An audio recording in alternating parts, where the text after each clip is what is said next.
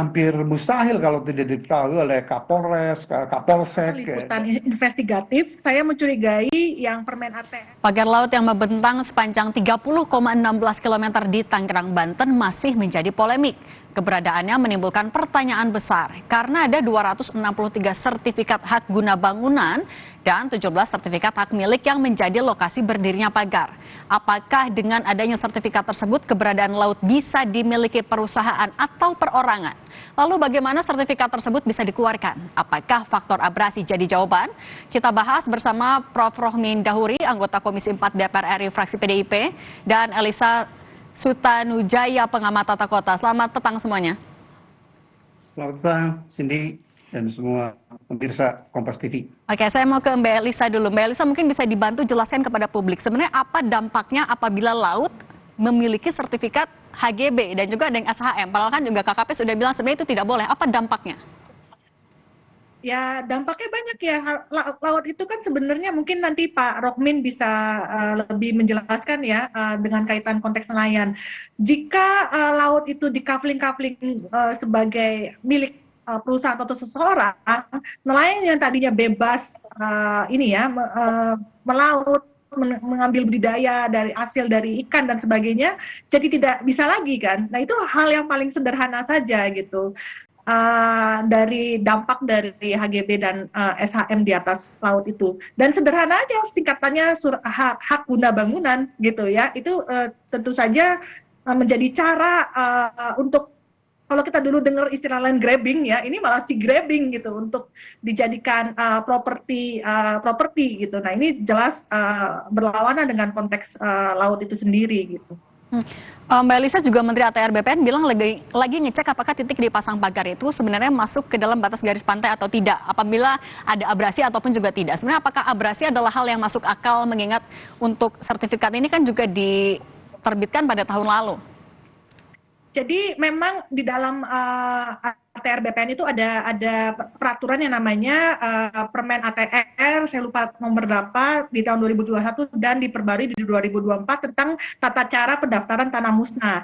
Nah, itu gunanya adalah supaya tanah-tanah masyarakat yang kena abrasi, kena dampak perubahan iklim, itu bisa direklamasi dan diberikan haknya kepada masyarakat itu. Nah, bayangan saya kan dengarnya kalau model seperti itu bisa digunakan untuk masyarakat Semarang Demak yang memang kehilangan tanahnya ya akibat abrasi maupun land subsidence.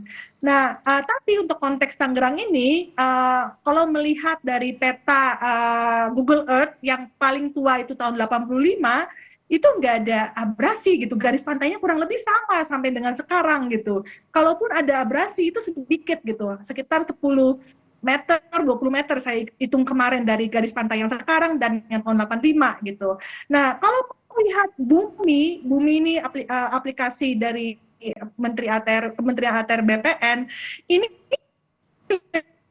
sekarang ada di atas garis pantainya di rencana di peta dasarnya bumi yang satu peta itu. Jadi sebenarnya nggak usah dicek lagi sama Pak Menteri gitu. Pak Menteri juga mungkin juga sudah tahu kalau itu semuanya di atas garis pantai. Oke, kita juga sambil perbaiki saluran komunikasi dengan Mbak Elisa. Prof. Rohmin, kalau Anda yang Anda tahu sebagai anggota DPR, sebenarnya duduk perkaranya bagaimana dan bagaimana DPR menyikapi polemik ini? Anda kan juga sebagai background-nya ada mantan Menteri Kelautan dan Perikanan. Apa yang Anda cermati dari polemik ini? Ya, ada dua hal ya. Pertama, bahwa laut itu secara natural atau secara alamiah merupakan common sumber daya milik bersama gitu ya. Makanya saya ingat dulu Undang-Undang Nomor 27 Tahun 2007 tentang pengelolaan punya pesisir dan laut, awalnya tuh ada tuh pemberian hak pemanfaatan laut itu. Tetapi alhamdulillah dengan koreksi teman-teman di LSM, sejumlah pakar gitu, lalu diperbaiki itu dalam Undang-Undang Nomor 1 Tahun 2014 tentang pengelolaan pesisir dan laut, bahwa tidak boleh lagi ada pemberian hak pemanfaatan laut ya. Hanya boleh hak izin pemanfaatan ruang laut yang sesuai dengan kesesuaiannya gitu. Nah, artinya bisa dipastikan ada pelanggaran di sini ya, Prof? Persis tuh, dan buat saya aneh bin ajaib tuh. kalau apa namanya izin itu mohon maaf dikeluarkan oleh Kementerian ATR dan BPN karena secara otoriti atau kewenangan itu harusnya berdasarkan Undang-Undang Nomor 1 Tahun 2014 tentang pengelolaan pesisir dan pulau kecil itu hak pemberian izin yang namanya PRL atau persetujuan kesesuaian pemanfaatan ruang laut itu harusnya dari KKP Mbak Cindy itu. Kalau ini dari Kementerian ATR atau BPN, buat saya itu juga mohon maaf pelanggaran institusional ya, atau tidak ada koordinasi begitu. Pelanggaran. Yang kedua masalah pagar laut ini Mbak Cindy dan seluruh pemirsa Kompas TV membuka Pandora betapa amburadulnya dan karut-marutnya tata kelola pemerintahan dan pembangunan kita ya. Betapa tidak tadi antar apa namanya lembaga atau kementerian awalnya cuci tangan, nggak ada yang mengaku ya ada pemberian izin segala macam. Yang kedua, kan aneh bin ajaib kalau pembangunan 30,16 km pagar laut yang begitu masif gitu ya. Kok baru diketahui Desember ini gitu ya. Akhir Desember bahkan Januari, kan aneh bin ajaib, padahal 6 instansi Mbak Cindy ya yang bertanggung jawab patroli laut tuh seperti di Jen Pengawasan Sumber Pesisir Kelautan KKP punya kapal patroli itu. Kemudian polisi Airut juga punya kapal patroli. Kemudian Kementerian Perhubungan KPLP juga punya kapal patroli. Bea Cukai punya kapal patroli. Kemudian Bakamla juga punya gitu ya. Satu lagi kalau nggak salah itu Kementerian Kehutanan juga ada itu. Jadi artinya yang harus bertanggung jawab atau yang lalai di sini pihak yang mana yang harus bertanggung jawab, Prof? Iya, kalau dari instansi yang saya sebutkan keenamnya lalai gitu ya. Bagaimana pembangunan depan mata kita, Tangerang tidak jauh dari Jakarta. Kenapa saya katakan kita? Karena bagaimanapun Jakarta masih ibu kota, udah dirubah ya, tapi presiden masih berkantor di Jakarta lah, kan pusat kekuasaan gitu ya, pusat administrasi pemerintahan. Yang berikutnya adalah bahwa lalu lalang mungkin jutaan batang bambu itu ya ke wilayah itu kan hampir mustahil kalau tidak diketahui oleh Kapolres, Kapolsek dan seterusnya. Jadi itulah, dan ternyata fenomena semacam ini pembangunan di Bekasi segala macam juga itu dibangun secara ilegal gitu ya. Jadi harusnya pemerintahan Pak Prabowo ini lebih tegas daripada pemerintahan sebelumnya. Jangan ada lagi kong kali kong atau mengentertain yang namanya oligarki yang kotor itu. Kalau enggak Indonesia akan stuck di dalam kemiskinan atau middle income trap semacam ini, Mbak Cindy. Oke, ke Mbak Elisa. Mbak Elisa, kata KKP ini ilegal tapi ada SHGB-nya. Sebenarnya kalau menurut Anda, payung hukum yang bisa dijadikan celah untuk menerbitkan SHGB ini di mana dan siapa yang paling harus bertanggung jawab? Kalau saya baca beberapa liputan investigatif, saya mencurigai yang Permen ATR soal tanah musnah itu. Di mana memang tanah yang kosong itu bisa laut itu bisa diklaim dengan dengan alasan ya abrasi dan segala macam gitu. Makanya kan dan makanya itu bentuknya kayak pagar-pagar gitu, kesannya kayak patok dan akhirnya kayak tambak, karena tambak kelap kali muncul akibat dari abrasi gitu. Nah, itu satu preseden. Kenapa mereka mengarahkan ke arah situ? Karena kalau membacanya itu dalam tempo waktu 6 bulan hingga 1 tahun itu bisa keluar HGB-nya. Sementara kalau misalnya mengikuti reklamasi, peraturan reklamasi harus ada izin reklamasi, panduan rancang kota segala macam. Kalau kasusnya Pulau D yang di Jakarta itu 9 tahun mereka barusan keluar HGB.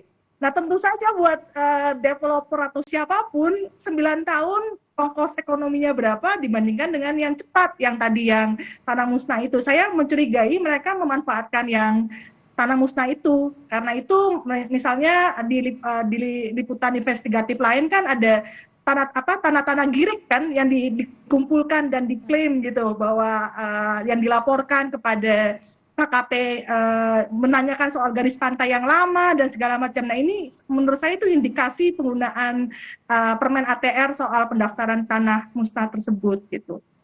Oke. Kalau dari Prof. Rohmi sendiri, apa sikap dari DPR? Apa yang didorong kepada, kan tadi sempat menyebutkan ada 6 pihak yang lalai, kementerian dan juga lembaga yang ada yang lalai dan harus bertanggung jawab. Bagaimana sikap DPR mendorong untuk penyelesaiannya seperti apa? Alhamdulillah kebetulan di DPR Komisi 4 lah yang bertanggung jawab. Jadi kami 47 anggota di Komisi 4 solid ya untuk mengusut tuntas gitu ya siapa dalang dan pembangun pagar laut ini gitu ya. Karena Pak, buat kami inginnya diskursus atau polemik pagar laut yang cukup berkepanjangan ini ujungnya itu akan menghasilkan dua hal.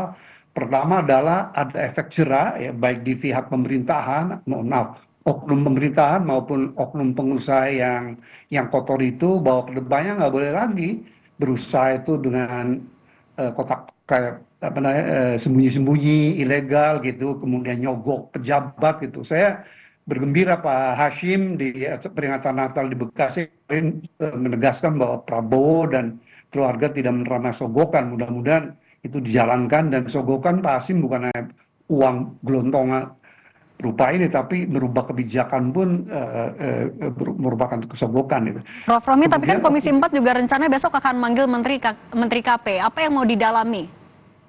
Ya, kemudian output yang kedua memang kedepannya supaya nggak ada lagi nih peristiwa negatif ini terjadi gitu. Maka Komisi 4 bukan hanya memanggil Kementerian Kelautan Perikanan, tetapi juga TNI AL, kemudian Dinas Kelautan Perikanan daerah, kemudian Kementerian ATR dan BPN, karena ini Pak Nusron kan pernyataannya bisa saya maknai pedang bermata dua tuh. Yang satu bagus bahwa dia jujur gitu bahwa Kementerian ATR sudah mengeluarkan sertifikat, seperti saya tegaskan harusnya otoritas hak pemanfaatan ruang laut kan di Kementerian KKP gitu.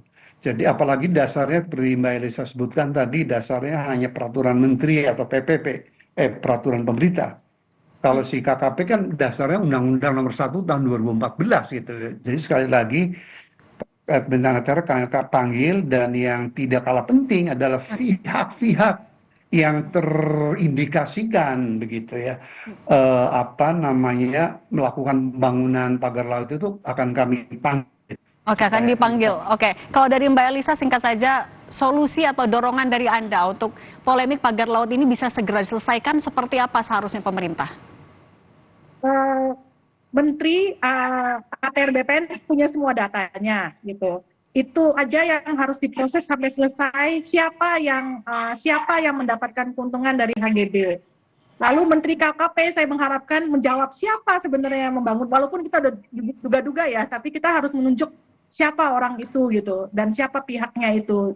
Dan untuk menjawab itu ada di pemerintah dan atau kepolisian atau Kementerian KKP sendiri gitu. Oke, baik. Mbak Elisa Sutanujaya, pengamat perkotaan, dan Prof. Rohmi Dahuri, anggota Komisi 4 DPR RI fraksi PDIP. Terima kasih sudah berbagi di Kompas Petang. Sehat selalu semuanya.